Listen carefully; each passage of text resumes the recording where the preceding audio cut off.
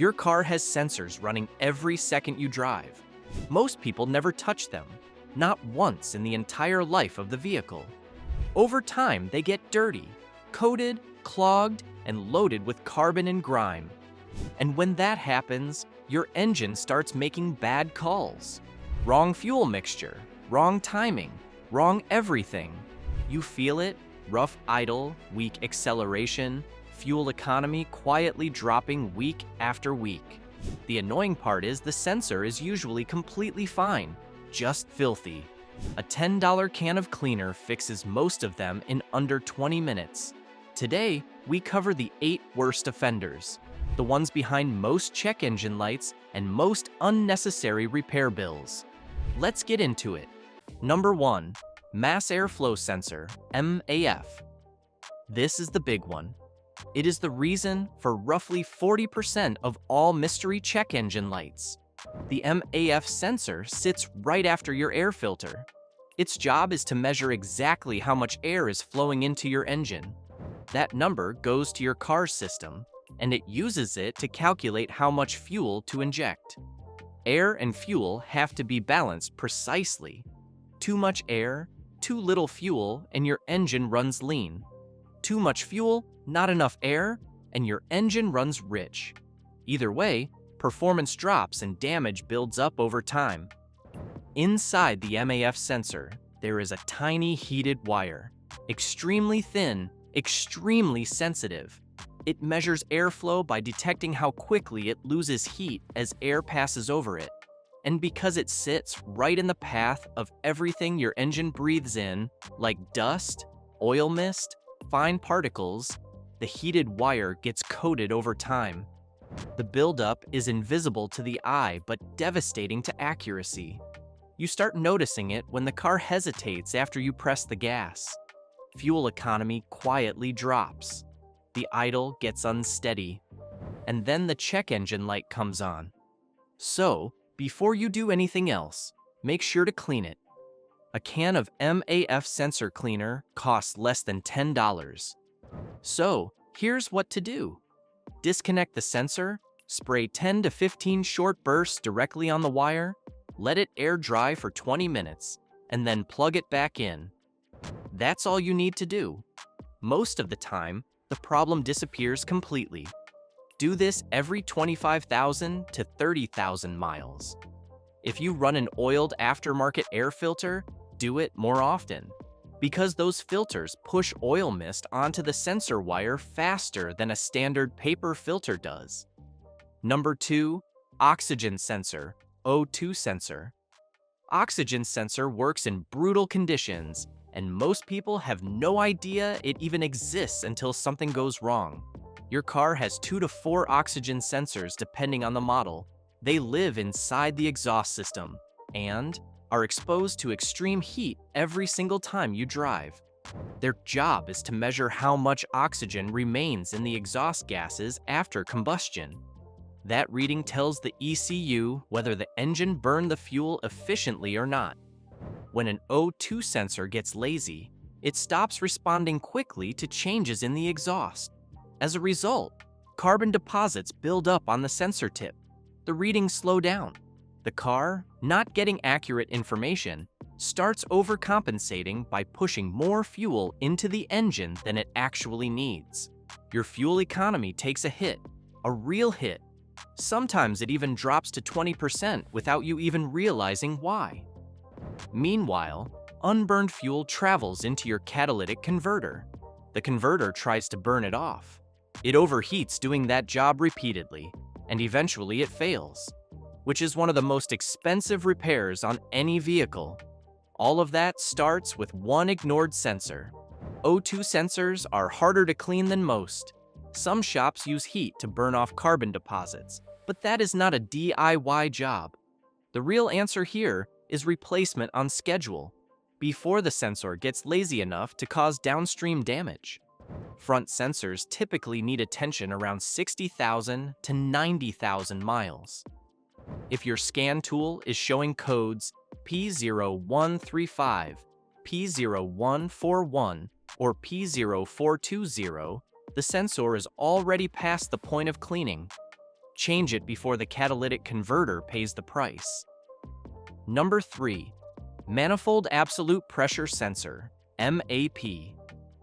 Most people have heard of the MAF sensor, but very few actually know about this one, and that is exactly why it causes so much confusion when it fails. The MAP sensor measures pressure inside the intake manifold. Some engines use it instead of a MAF sensor. Others use both together.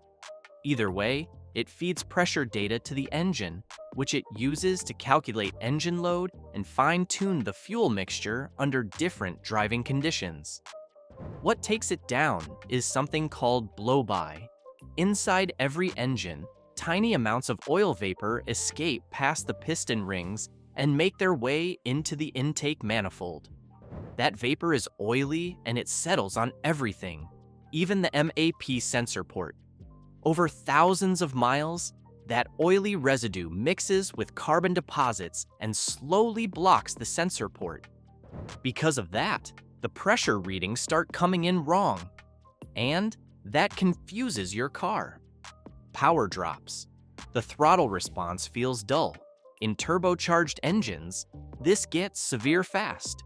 The control unit may trigger limp mode, cutting power drastically to protect the engine.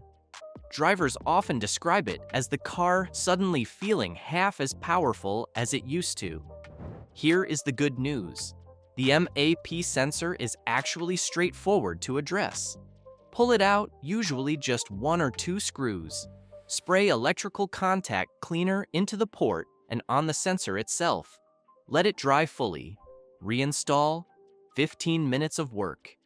If your car has a turbo or high mileage, put this on your maintenance list every 30,000 to 40,000 miles. You will feel the difference in throttle response almost immediately after cleaning it. Number 4. Throttle Position Sensor, TPS. This one fails quietly and then all at once in the worst possible moment. The TPS tracks the position of your throttle plate, which is the valve inside the throttle body that controls how much air enters the engine when you press the gas pedal. As you push down, the sensor sends a precise signal to the engine, telling it exactly how much throttle the driver is asking for. The car then coordinates fuel delivery, ignition timing, and transmission behavior all around that one signal. Over time, 2 things happen. Carbon builds up around the throttle plate itself, making it sticky and slow to move. And the TPS sensor develops dead spots. These dead spots are tiny gaps in its range where the signal either drops out or spikes erratically. When you hit one of those dead spots mid-acceleration, the car stumbles. It hesitates. And on highways, that hesitation is not just annoying, it puts you in a genuinely dangerous position. So, here's what you do. Start with the throttle body.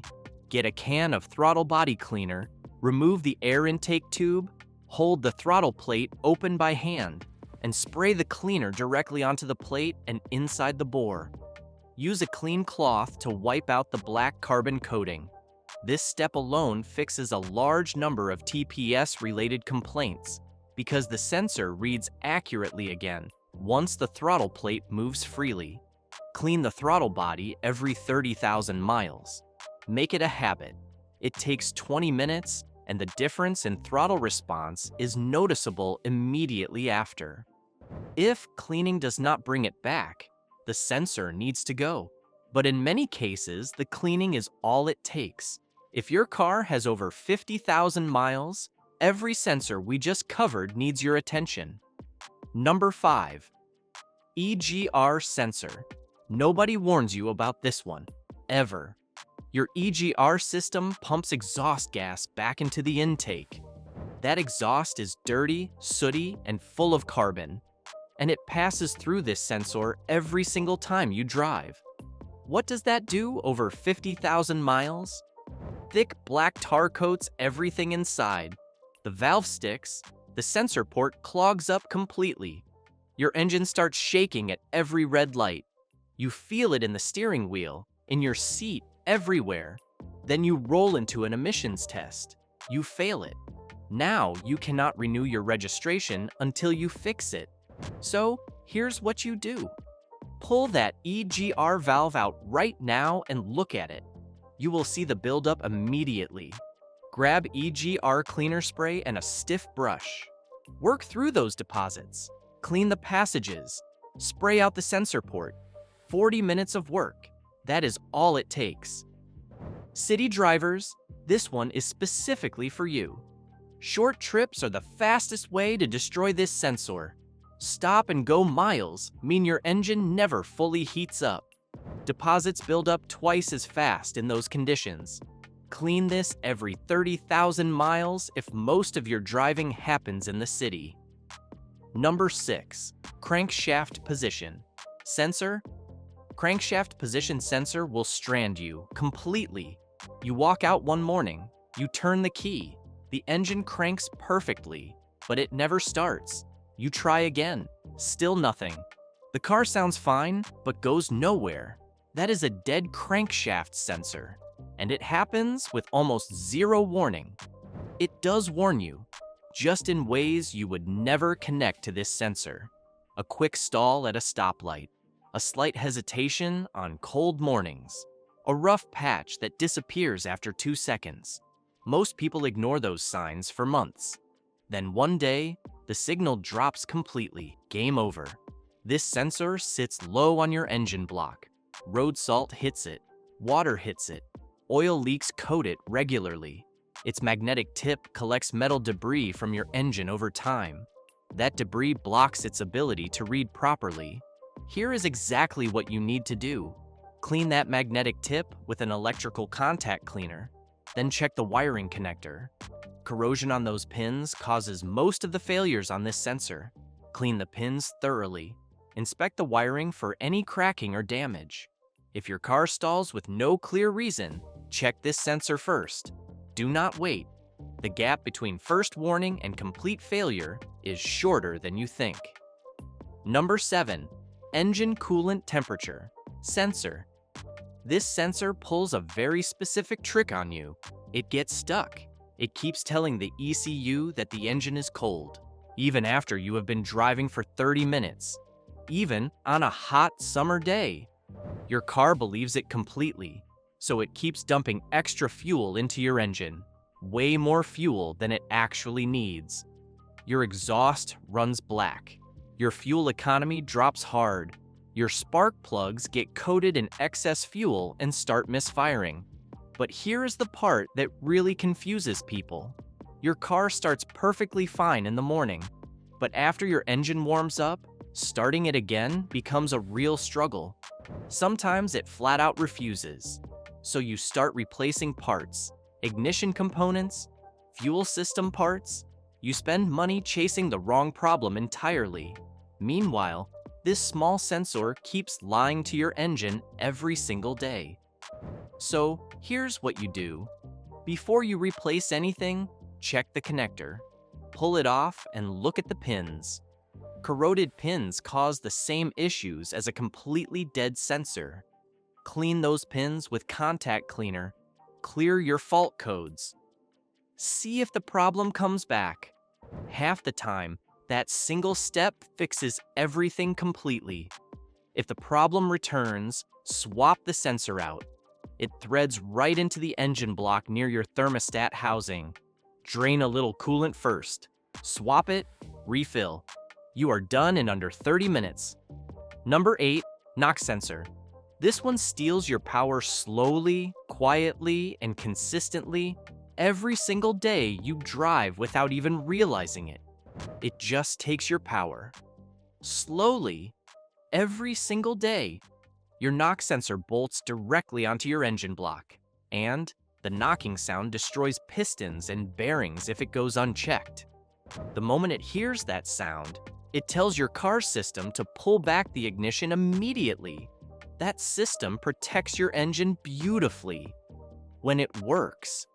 When the sensor goes quiet, your car's engine panics. It pulls your timing back permanently just to stay safe. And you feel that immediately. Your car feels slower. You press the gas harder just to keep up with normal traffic. Your fuel economy drops alongside your power. Most people assume the engine is just getting old. They never check this sensor. So here's what you do. Pull that connector and look hard at every pin. This sensor lives on your engine block. Clean pins first. You will solve the problem right there most of the time.